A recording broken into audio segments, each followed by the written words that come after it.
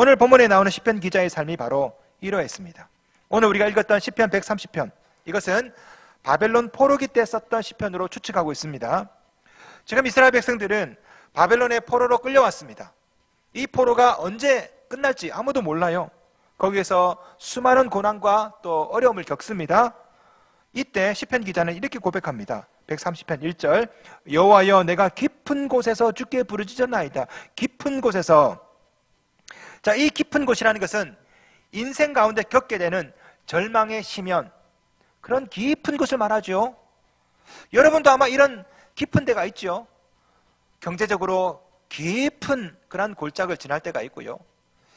건강이 갑자기 좀 어려워져서 인생의 깊은 곳을 지날 때가 있을 것이고, 시험이나 아니면 여러 가지 문제 때문에 저마다 한두 번씩은 인생의 깊은 곳을 지날 때가 있습니다. 여호와여 내가 깊은 곳에서. 이런 깊은 곳을 지날 때 우리는 무엇을 해야 될까? 오늘 본문이 우리에게 가르쳐주는 첫 번째는 부르짖으며 기도하는 것입니다. 여호와여 내가 깊은 곳에서 주께 부르짖었나이다. 시편 기자는 인생의 깊은 곳, 이 절망의 심연 가운데에서 주께 부르짖었다, 부르짖으며 기도했다, 이렇게 고백하고 있습니다. 사람은 인생의 깊은 곳을 지날 때 저마다 누군가의 도움을 기대하죠. 누가 나 좀 도와줬으면 좋겠다. 형이, 누나가, 동생이, 아니면 이모부가 누군가 좀 나를 좀 도와줬으면 좋겠다. 그러다가 이런 도움을 받지 못하면 어떻게 됩니까? 자포자기하고 원망할 때가 쉽습니다. 신세한탄을 하고요. 인생의 깊은 곳에서 그래서 더더욱더 절망의 심연으로 나아가죠. 이 모든 곳의 종착지가 어디입니까? 하나님께 원망하는 거예요. 하나님, 왜 가만히 보고 계십니까? 내가 이렇게 인생의 깊은 곳을 지났는데. 여러분, 인생의 깊은 곳에서 여러분이 하셔야 될 것은 신세 한탄도 아니고 원망도 아니고 불평도 아니고 기도하는 것입니다. 그냥 기도하는 것이 아니라 부르짖으며 기도하셔야 돼요. 부르짖으면 하나님께서 귀를 기울여 주십니다. 할렐루야. 오늘 2절 말씀 보세요. 주여 내 소리를 들으시며 나의 부르짖는 소리에 귀를 기울이소서. 바로 이 부르짖는 기도가 절망의 심연 가운데 우리 그리스도인이 해야 될 기도인 것입니다. 절망의 심연 가운데 우리가 이렇게 기도해야 됩니다. 사람 살려! 아니, 빠져들어가는데 조용히 묵상하고 큐티하는 사람 없죠? 빠져들어가면요 질러야 됩니다. 사람 살려달라고, 나 좀 구원해달라고. 인생의 깊은 구덩이에 빠졌을 때 우리가 해야 될 기도는요, 묵상 기도가 아닙니다. 부르짖는 기도 하셔야 돼요. 여러분 가운데 지금 인생이 안 풀리거나 문제가 있다, 어려움이 있다, 절망의 깊은 심연에 들어갔다, 나오셔야 돼요. 새벽에 나오시고 밤에 나오시고 하나님께 부르짖으며 기도하셔야 됩니다. 사람 살려! 도와주세요! 성경을 보시면은 어려울 때 묵상으로 기도한 사람이 없어요. 성경 보시면 다 어려울 때 절망의 심연에서 부르짖으며 기도했습니다. 요나 보세요. 요나가 물고기 뱃속에 들어갔습니다. 그 물고기 뱃속 깊은 곳에 들어갔을 때 요나는 이렇게 고백합니다. 들어보세요. 요나 2장 2절. 이르되 내가 받는 고난으로 말미암아 여호와께 불러 아뢰었더니 주께서 내게 대답하셨고 내가 수올의 뱃속에서 부르짖었더니 주께서 내 음성을 들으셨나이다. 수올의 뱃속에서 깊은 심연에서 내가 부르짖었더니 하나님이 들으셨다. 우리 주님께서도 누가복음 18장에 보시면요, 불의한 재판관 비유를 하시면서 이렇게 말씀하세요. 하물며 하나님께서 그 밤낮 부르짖는 택하신 자들의 원한을 풀어주지 아니하시겠느냐? 그들에게 오래 참으시겠느냐? 하나님은 부르짖는 자의 기도를 들어주시고 부르짖는 자의 원한을 풀어주시고, 다윗이 뭐라고 고백합니까? 시편 40편 1절. 내가 여호와를 기다리고 기다렸더니 귀를 기울이사 나의 부르짖음을 들으셨도다. 여러분의 부르짖음 하나님이 들어주십니다. 자, 이렇게 부르짖는 기도와 함께 인생의 깊은 곳에서 하셔야 될 일이 하나 더 있습니다. 그게 뭐냐면은 자신을 돌아보고 회개하는 거예요. 인생의 깊은 곳을 지날 때 사람들은 종종 남 탓을 하기 쉽습니다. 내가 왜 이렇게 되었나? 누구 때문에 이렇게 되었나? 자꾸 탓을 해요. 그러나 시편 기자는 하나님께 부르짖고 난 다음에 자기 자신을 돌아봅니다. 자기의 죄를 돌아봐요. 생각해보니 지은 죄가 많거든요. 이스라엘 백성들이 죄를 지어서 바벨론 포로 간 거 아닙니까? 오늘 본문 보세요. 3절 말씀. 여호와여 주께서 죄악을 지켜보실진데 주여 누가 서리이까? 하나님께서 죄를 따진다면 누가 서겠느냐? 그러나 시편 기자는 이렇게 고백합니다. 4절, 그러나 사유하심이 주께 있음은 주를 경외하게 하심이니이다. 사유하심은 용서하심이란 뜻입니다. 공동번역은 4절을 이렇게 번역합니다. 그러나 용서하심이 당신께 있사오니 이에 당신을 경외하리이다. 용서하심이 하나님께 있어요. 절망의 시면, 인생의 깊은 곳에서 부르짖으며 기도하고 여러분 자신을 돌아보며 회개하면 하나님께서 용서해 주십니다. 이것을 믿으십니까? 인생의 시면에서 우리는 기도와 함께 자신을 돌아봐야 됩니다. 잘못한 것이 있으면 회개하고, 그러면 하나님께서 반드시 용서해 주십니다. 여러분 인생 가운데 깊은 곳 지날 수 있어요. 그럴 때 하나님께 간절히 기도하시면서 동시에 하셔야 될 일은 뭐냐면 자신을 돌아봐야 돼요. 자신을. 내가 어떤 사람인지, 내가 얼마나 부족했는지, 내가 얼마나 잘못했는지, 이것은 인생의 시면 가운데 깊은 곳에서 여러분이 하셔야 될 중요한 행위인 것입니다. 그래야 인생의 깊은 곳을 탈출할 수가 있어요. 사람은 누구나 실수할 수 있습니다. 실패할 수 있어요. 그러나 두 번 실수, 두 번 실패하면 안 되는 거죠. 그러기 위해서는 자신을 돌아보고 꼼꼼하게 인생의 오답노트를 만들어야 돼요. 내가 뭘 잘못했나? 무엇이 문제인가? 내가 어떻게 하다가 이 깊은 인생의 시면 가운데 있는가? 자신을 돌아봐야 되죠. 그죠? 그리고 하나님께 회개하시고, 그래서 같은 실수를 두 번, 같은 실패를 두 번 반복하면 안 되는 거예요. 프로야구 선수 보세요. 시즌 중에 누구나 다 슬럼프에 빠집니다. 슬럼프에 빠지면 프로야구 선수들 제일 먼저 하는 게 뭡니까? 흐트러진 자기 자세를 보는 거예요. 비디오를 통해서 내가 자세가 어떻게 흐트러졌나, 그거 보는 거죠. 나쁜 자세들, 그거 보는 겁니다. 그래서 슬럼프를 극복해요. 그런데 슬럼프를 극복하지 못하는 선수들 가만히 보세요. 슬럼프가 오면 비관합니다. 술을 마시고, 아니면 감독님 탓을 해요. 나를 왜 기용하지 않는가, 이런 식으로. 이런 사람은 그 다음 시즌에 볼 수가 없어요. 인생의 깊은 곳에 있을 때, 그때는 여러분 자신을 돌아볼 절호의 찬스예요. 인생의 슬럼프 한 번, 두 번 옵니다. 이럴 때 자신을 돌아보고 내가 무엇을 잘못했는지, 내가 무엇이 문제인지 돌아볼 줄 알아야 되지. 근데 가만히 보니까 성도들 중에 인생이 반복되는 분이 있어요. 똑같아. 실패가 반복되고 싸움이 반복되고 늘 똑같은 일. 아니 이게 벗어나지를 못해요. 다람쥐 쳇바퀴 돌듯이 계속해서 인생의 오답노트를 안 만들어서 그래요. 자신을 돌아보지 않고 뭐가 문제인지 이거 보지 않으니까 같은 실수, 같은 실패를 반복하거든요. 여러분, 인생의 시면 가운데 여러분이 하셔야 될 일은 하나님께 부르짖으면서 동시에 여러분 자신을 보셔야 됩니다. 인생의 오답노트를 만드셔야 돼요.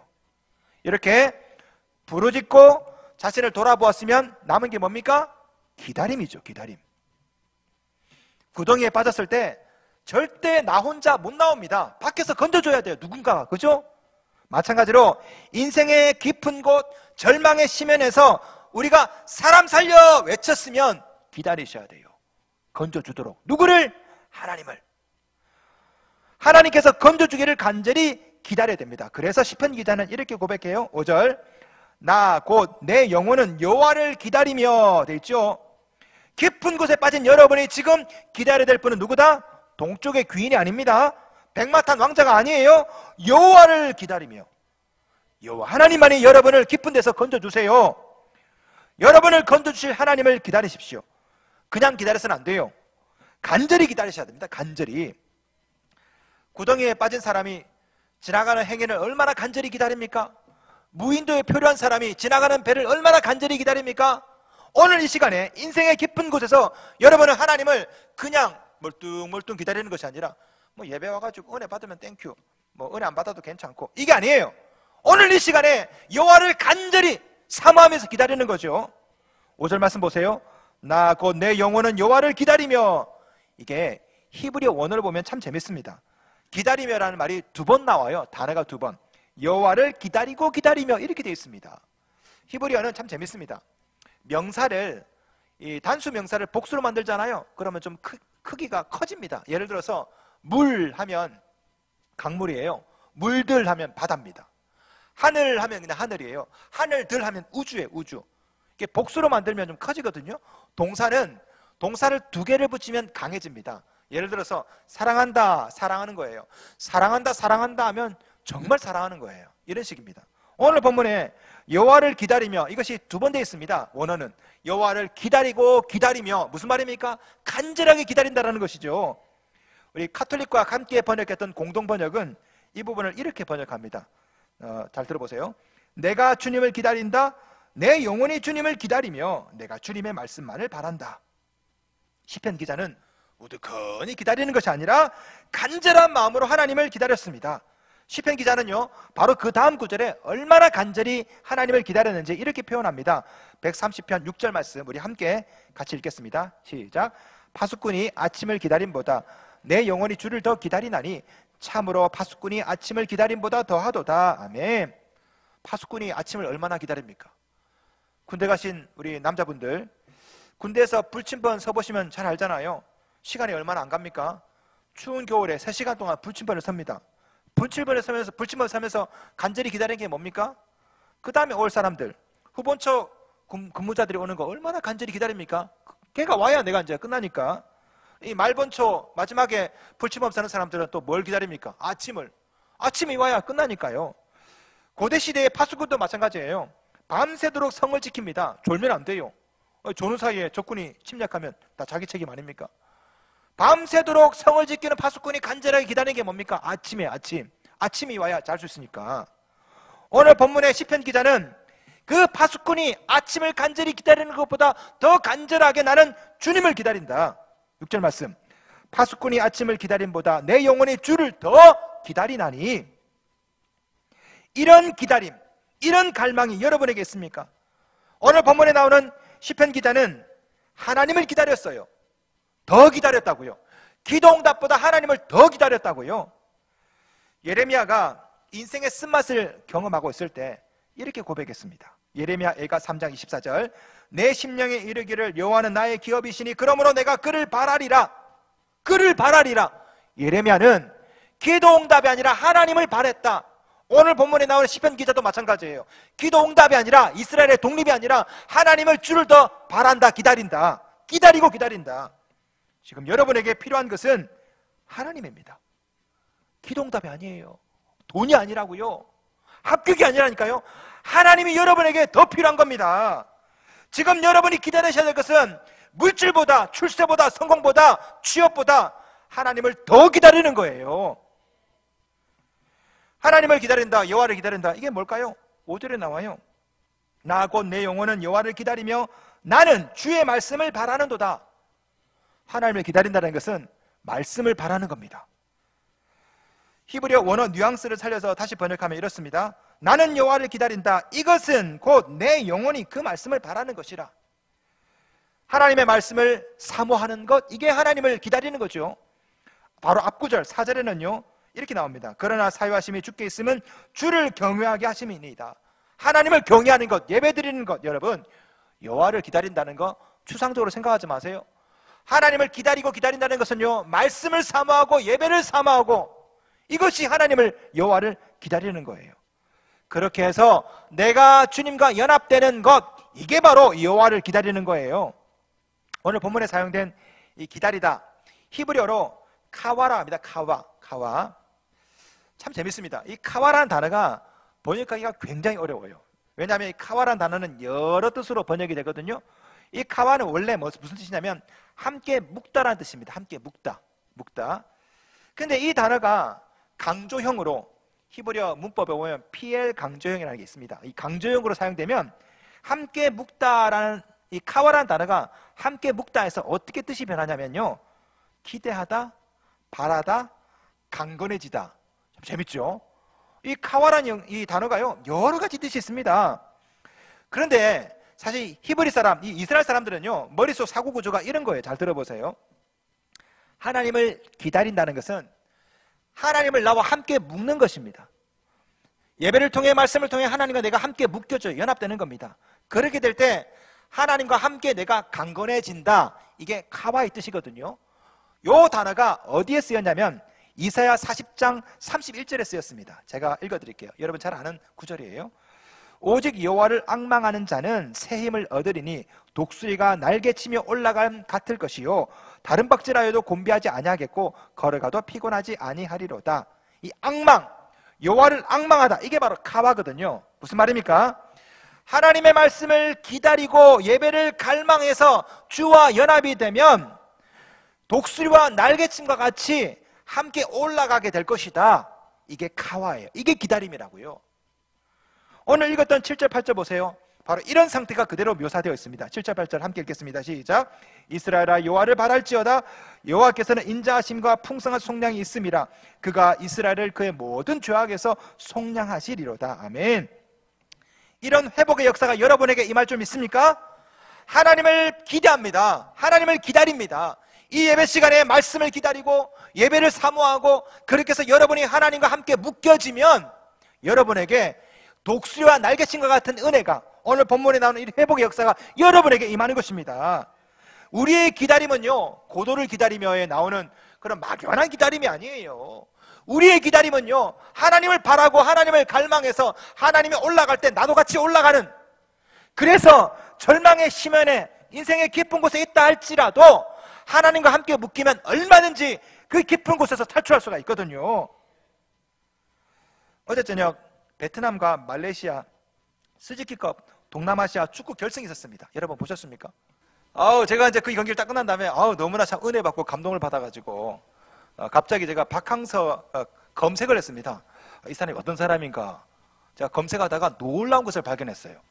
이 박항서 감독 인생이 정말 답답한 인생이더라고요. 보니까 이분이 선수 생활을 몇 년 하신지 아십니까? 7년 했어요. 7년. 감독 중에 선수 생활을 제일 짧게 한 분이 박항서 감독입니다.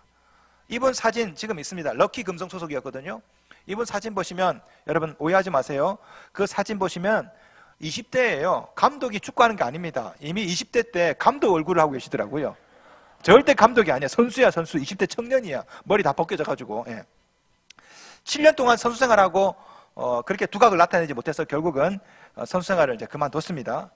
바로 은퇴했어요. 7년 딱 하고. 이분이 2002년 한일 월드컵 때 코치로 발탁이 됐죠. 그죠? 그래서 유명하게 됐습니다. 이 덕분에 2002년 그해 부산 아시안 게임 대표팀을 갑자기 맡게 되었어요. 생애 처음으로 감독을 맡게 되었습니다.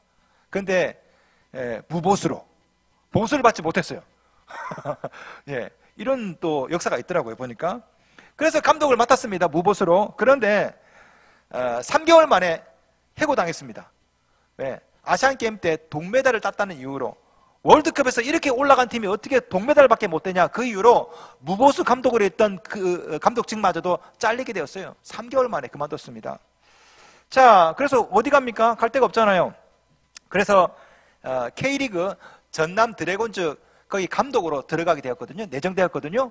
그런데 전남 드래곤즈 가려고 했는데 갑자기 허정무 대표팀 감독이 전남 드래곤즈 감독으로 부임한 거예요.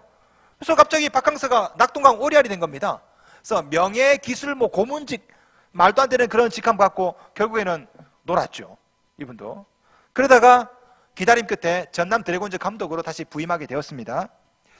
자, 가서 이제 성적이 좋았어요. 그러다가 2010년도에 전남 드래곤즈를 결국은 성적 부진의 이유로 그만두게 되었어요. 나중에 알고 보니까 성적 부진이 박항서 감독 때문에 그런 게 아니야. 전남 드래곤즈 소속 선수들이요, 승부 조작 사건에 연루되어 가지고 일부러 증거에 돈 받고, 지나서 보니까 감독 책임이 아니라 선수들이 자기네들이 돈 받고 져준 경기 때문에 오히려 박항서 감독이 옷을 벗게 된 거죠. 얼마나 억울합니까? 그래서 이번에 이제 그 다음 감독으로 들어간 곳이 어디냐면 상주에 있는 상무팀 감독으로 부임을 했습니다. 근데 불운이 계속됩니다. 상주의 상무팀 감독으로 취임하고 난 다음에 2014년 아시안게임 축구 대표팀이 그 해에 금메달을 땄어요. 거기서 이 상무팀은 군에 와서 이제 온 그런 팀 아닙니까? 애들이 다 병역 의무를 하는 친구들 아닙니까? 이 친구들이 금메달을 따는 바람에 무려 20명이 제대를 내버린 거예요. 20명이. 상무팀 감독을 맡았는데 선수 20명이 제대를 내버린 거예요. 선수가 없어요. 선수가. 그래서 이것도 옷을 벗게 되었어요. 이분이 결국은. 그래서 불러주는 데가 없잖아요. 그래서 고향으로 낙향을 했습니다. 이분이. 할 일이 없는 거예요. 할 일이. 그때 이분을 불러준 팀이 바로 베트남 국가대표팀이었습니다. 감독으로. 이때 나이가 이미 환갑이 됐을 때 나이에요. 인생을 가만히 보면은 참 안 풀리죠. 베트남에서도 유럽에 있는 감독을 데리고 오지 저렇게 실패한 지도자를 왜 데리고 오느냐 반발이 많았어요. 그런데 피파 랭킹 112위 전 세계 아주 끝에 있는 베트남 축구 감독팀을 이분이 맡아서 가가지고 이 엄청난 일을 단 1년 만에 이뤄냈습니다. 지금 1억 베트남의 영웅이에요, 영웅. 여러분, 이 박함서 감독을 이런 구렁에서 건져주신 분이 누구십니까? 하나님이세요, 하나님. 왜? 이 박함서 감독은요, 선수 시절부터 신실한 크리스찬이거든요. K리그 감독 시절에는요, 이분이 선수들을 집단으로 10명씩 데리고 와서 전도도 막 하고 그랬습니다, 이분은. 특별히 이분은 기도의 사람으로 아주 유명한데요. 이분이 즐겨 외우는 가장 좋아하는 구절이 데살로니가전서 5장 17절이에요. 쉬지 말고 기도하라. 이분은 늘 기도를 한답니다. 늘 기도. 얼마 전에 SBS 집사부 일체에서 나와서 이분이 자신의 간증을 좀 했습니다. 자기는 매일 아침에 눈을 뜨면 제일 먼저 하는 게 기도래요. 제일 먼저 기도. 경기가 있다 그러면요, 교회 와가지고 통성 기도를 막 3시간짜리 기도하고 그 다음에 갑니다, 이분이. 그렇게 기도의 사람이에요. 얼마 전에 한 언론 인터뷰에 따르면요, 이 베트남에서 오라고 할 때 그때 아내랑 함께 기도를 했답니다. 아내가 최권사님이신데요, 둘이 함께 열심히 기도하고 하나님 갈까요 말까요? 예? 그때 하나님께서 가라 음성을 듣고 베트남으로 가게 되었다고 합니다. 오늘날 현지 선교사들 따르면요, 이 박항서 감독 때문에 개신교가 지금 인기가 있답니다. 수많은 베트남 사람들이요 교회로 온답니다. 지금 선교사님들이 언론에 나와요. 한번 검색해보면 나와요. 베트남 사람들이 박항서가 무슨 종교냐? 아, 개신교라. 그래서 거기를 간답니다. 거기를 지금. 박 감독의 성공 스토리가, 그리고 오늘 본문이 우리에게 가르쳐주는 바가 뭡니까? 인생을 살다 보면은 구덩이에 빠질 때가 있어요. 환갑 때까지 일이 계속해서 안 풀릴 때가 있습니다. 그러나 하나님께서 건져주시면 1년이면 돼. 1년이면 충분하다고. 박 감독이 2002년부터 베트남 감독 부임하기 전까지 안 풀렸어요. 하는 것마다 안 됐다고요. 그런데 하나님의 능력으로 작년 9월부터 지금까지 1년 만에 세계적인 스타 감독으로 만들어버리잖아요. 그죠? 하나님 얼마든지 할 수 있습니다. 이 박 감독이 하나님을 바라고 기다렸더니 하나님께서 그를 건져주잖아요. 세계에서 제일 깊은 곳이 어디라고요? 마리아나 해구, 챌린저 디프. 제일 깊어요. 11km입니다. 그런데 그거 아십니까? 그 마리아나 해구 바로 옆에 있는 곳이 어딘 줄 아십니까? 그 섬이 괌이에요. 괌. 깊은 챌린저 마리아나 해구 바로 옆에 우뚝 솟은 지상 낙원 괌이 바로 그 옆에 있거든요. 우리 인생 가운데 괌이 멀지 않습니다.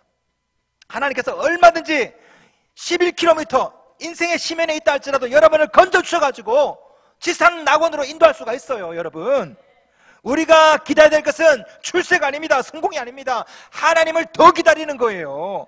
지금 여러분을 건져줄 분은 돈이 아니라 사람이 아니라 하나님이기 때문에 하나님이 여러분을 불쌍히 여겨주시면 아무리 깊은 곳에 빠졌다 할지라도 하나님이 건져주십니다. 여러분이 지금 기다리고 있는 것은 무엇입니까? 기도응답입니까? 하나님입니까? 물론 우리는 기도응답을 기다려야 됩니다. 기다리지 말라는 게 아니에요. 기도응답 기다려야 돼요. 하지만 우리가 더 기다려야 될 것은 기도응답이 아닙니다. 하나님을 더 기다리는 것입니다. 하나님의 임재를 더 바라는 거예요. 그럴 때 기도응답은 저절로 따라오는 것입니다. 성도 여러분, 기다리십시오. 아무리 어렵고 답답해도 희망을 가지고 또 기다리십시오. 무엇보다 하나님을 더 기다리시기 바랍니다.